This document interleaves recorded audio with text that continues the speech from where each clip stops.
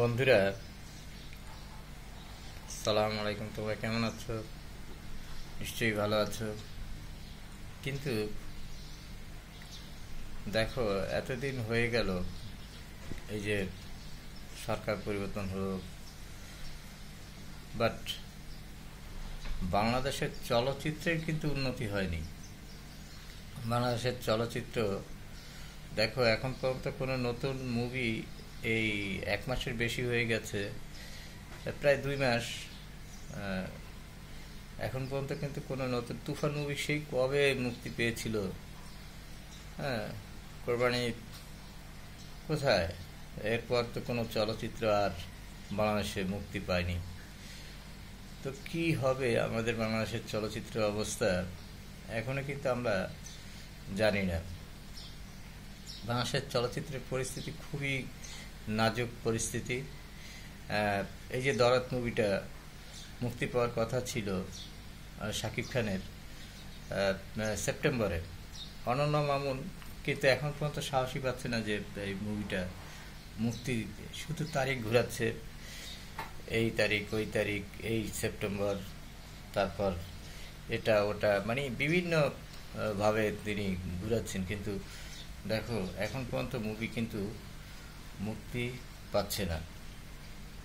বাংলাদেশের আহ, এখন যে রাজনীতির যে পরিস্থিতি চলছে, হয়তোবা সেই কারণেই, কিন্তু সেটা তো এখন একটু শান্ত হয়েছে।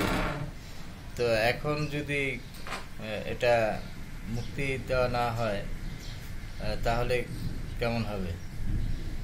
এখন পর্যন্ত কোনো মুভি কিন্তু মুক্তি পাচ্ছে না। বাংলাদেশের অবস্থা খুবই বেতাল, মানে খুবই অবস্থা খুবই খারাপ। যে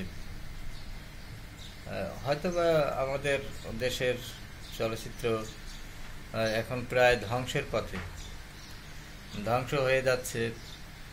দেখো, কোনো সিনেমা হলে কোনো নতুন মুভি নেই। সেই পুরনো দিনের সেই অশ্লীল ছবিগুলো চলছে বিভিন্ন সিনেমা হলে। সেই অশ্লীল ছবিগুলো এখন আবার ঘুরে ফিরে দেখছে। আর এই দেশের এখন বর্তমান পরিস্থিতি একটু অন্যরকম। যাই হোক, দেশের পরিস্থিতি ভালো হোক। ইউনূস সাহেব এসেছেন, নতুন সরকার, মহামান্য একজন ব্যক্তি এবং খুবই ভালো। এখন দেখা যাক কি হয়, কি পরিবর্তন আসে। আমার রাজনীতির বিষয়ে আমি কথা বলবো না, তবু একটা কথা বলবো যে এই দেশে যেদিন দুর্নীতি, যেদিন মনে করো যত খারাপই আছে, এগুলো যদি বন্ধ হয়ে যায়, তাহলে এই দেশের মানুষ খুব শান্তি পাবে। এই দেশের সব কিছুর মূল্য যদি কম হয়, যেমন চাল ডাল আটা তেল, হ্যাঁ, নিত্য প্রয়োজনীয় জিনিস,